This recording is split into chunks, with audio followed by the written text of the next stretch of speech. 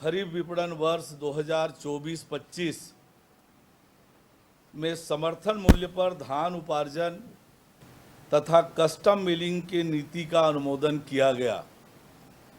मंत्रिमंडलीय उप समिति के अनुशंसा के आधार पर राज्य में खरीफ विपणन वर्ष 2024-25 के दौरान समर्थन मूल्य पर राज्य के किसानों से नगद एवं लिंकिंग में धान खरीदी 14 नवंबर से प्रारंभ करने का निर्णय लिया गया। धान खरीदी 31 जनवरी 2025 तक की जाएगी।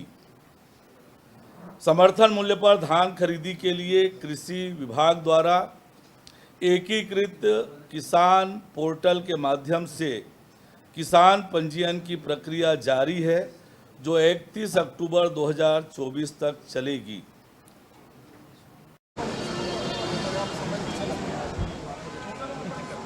देखिए, सबसे पहली बात ये 1.5 लाख मीट्रिक टन से ऊपर धान खरीदी मात्र सरकार ने 160 लाख मीट्रिक टन का लक्ष्य रखा है और 14 नवंबर से शुरू करेंगे। सैटरडे संडे अगर कर दें 75 दिन का समय मिलता है, उसमें 35 दिन तो छुट्टियों में निकल जाएगा। केवल 40 दिन किसान के लिए बचता है और 40 दिन में 160 लाख मीट्रिक टन मतलब प्रतिदिन 40 लाख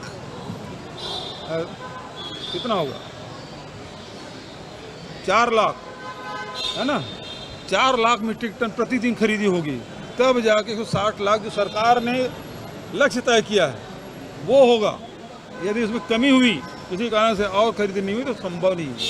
तो ये सरकार कुल मिला के है कि धान खरीदना नहीं चाहती। 1 नवंबर के ठीक है दीपावली है, 1 नवंबर दीपावली क्या धान खरीदी नहीं किया जा सकता, मुहूर्त किया जा सकता, शुभारंभ किया जा सकता। किसान की तो लक्ष्मी है वो, और लक्ष्मी पूजा के दिन यदि शुरू करते हैं तो इससे बढ़िया बात क्या हो जाए होगी, टोकन के रूप में शुरू कर देते 1 तारीख से।